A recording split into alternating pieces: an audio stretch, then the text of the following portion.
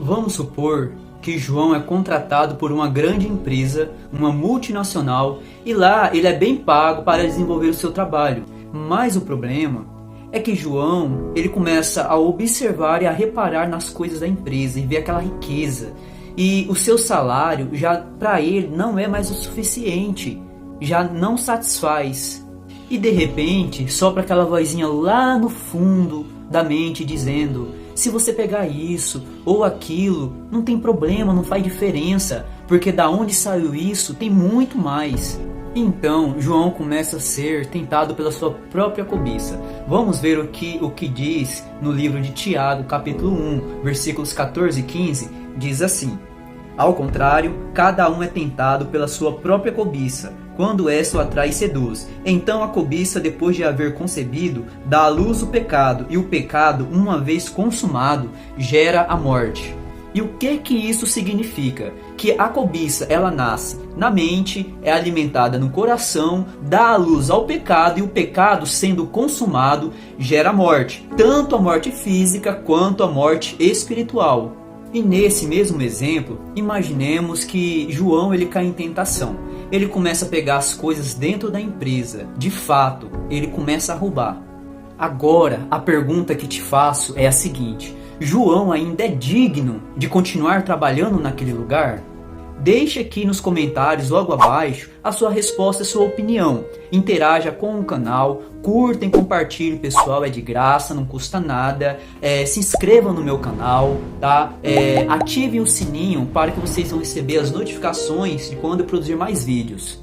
E fique comigo até o final desse vídeo, porque eu separei um trecho do debate entre o ex-condenado Lula e o presidente Jair Messias Bolsonaro, e logo em seguida eu voltarei para dar a minha opinião sobre o assunto, pautado sobre a palavra de Deus. A Petrobras, ao longo de 14 anos de PT, se endividou em aproximadamente 900 bilhões de reais.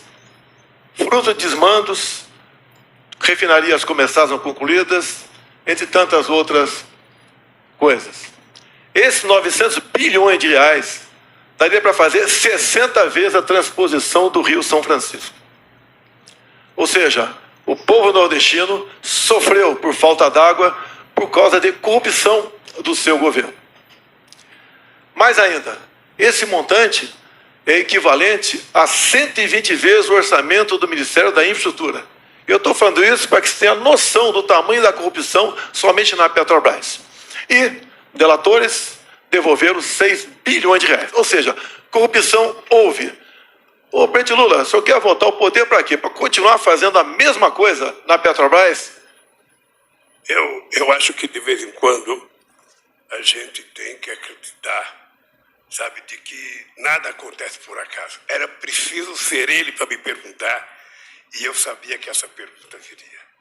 Eu acho que isso é importante, porque as pessoas precisam saber de que inverdades não vale a pena na televisão.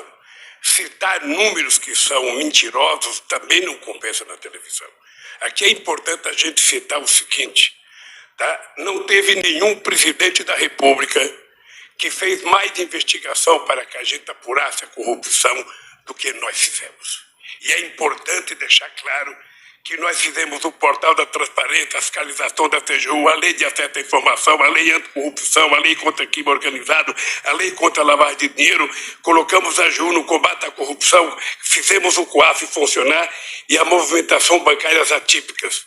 Ou seja, colocamos o gato no combate. Então, tudo que foi eu, sabe, que nós fizemos no nosso governo. Por favor, 1 minuto. Segundo o Palocci, tudo no seu governo foi aparelhado. Tudo, exceto o Banco Central. Então, se todo mundo fazia malfeitos, roubava, desviava, só o ex-presidente não sabia. E o Palocci conclui, na sua delação premiada, que foi-lhe reservada uma conta no exterior de 300 milhões de reais. Que o senhor recebia pacotes dele mesmo, 50 mil reais, a título de propina. O seu governo foi marcado pela cleptocracia, ou seja, um governo feito à base de roubo. E essa roubalheira era para conseguir apoio dentro do parlamento. Não era apenas para o ex-presidente Lula, era para ele também conseguir apoio dentro do parlamento. Assim sendo, nada justifica essa resposta mentirosa que você deu nessa questão. Sim, o seu governo foi o governo mais corrupto da história do Brasil. E como já não é nenhum segredo para nós, o ex-condenado Lula, juntamente com a facção petista, foram alvos do maior escândalo de corrupção da história do Brasil. E aqui nesse trecho, que nós acabamos de acompanhar, vemos Lula justificando a corrupção na qual ele foi acusado com as suas obras, segundo ele. As obras que realizamos nos concede algum direito de usufruir daquilo que não é nosso, como uma forma de recompensa? E se não houve roubo ou corrupção, para que justificar? Vamos ver o que a Bíblia nos diz sobre isso? No livro de Jó, capítulo 9, versículo 20, diz assim: Se eu me justificar, a minha boca me condenará. Se reto me disser, então me declarará perverso. E no livro de Mateus, capítulo 5, versículo 37, diz assim: Seja, porém, o vosso falar, sim, sim, não, não, porque o que passa disso é de procedência maligna. E o que isso quer dizer? Que quando somos réus ou estamos debaixo de suspeitas, não devemos ficar justificando, porque o que passa de uma simples resposta, sim, sim ou não, não, já é de procedência maligna, ou seja, aquela pessoa já está sendo usada nas mãos do mal para concretizar o engano, para levar o engano.